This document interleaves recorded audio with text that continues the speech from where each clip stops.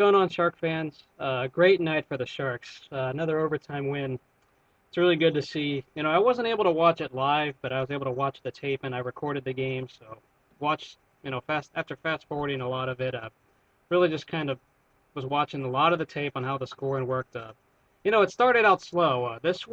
I'm kind of eating my words on this game because I didn't think I'd see goaltending the way we did tonight.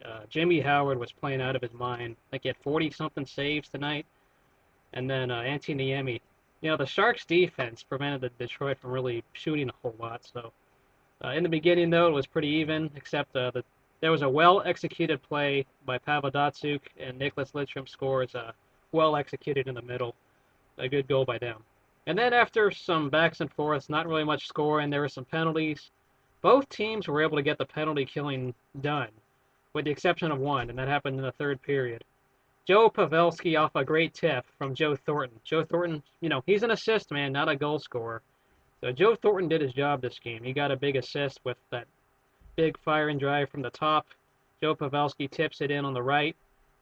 And then they're tied 1-1. And Jimmy Howard really carried this team, but the Sharks took advantage of the power play. Then there was a huge penalty later in overtime. I think there was that high sticking right to Nicholas Wallin. Very, very physical game, at least in that play. But the Sharks didn't do anything with that being on the power play. But then later, Benn Ferriero, one of the guys we recently called up.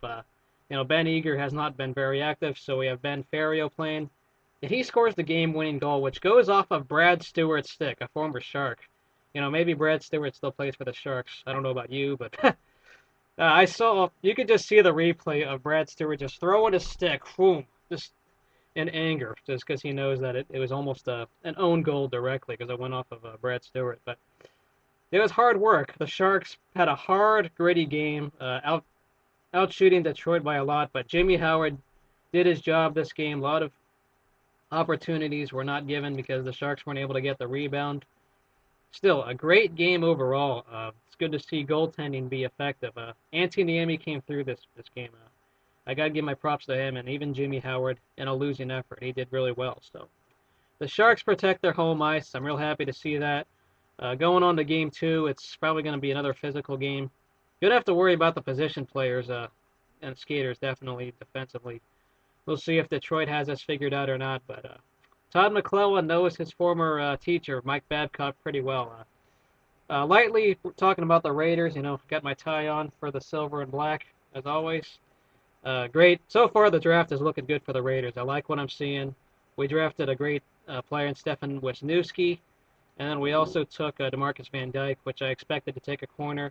Stocked up on 2 offensive linemen, got a corner as well, as expected.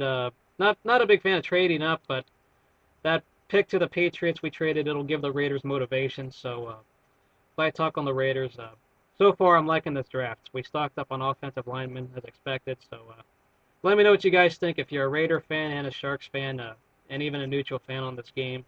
Sharks take care of business and get game one, and we got a thriller so far. So fasten your seatbelts. It's really good to see the Sharks come through in the clutch, getting the big overtime goals that they've needed. They're four for four in overtime.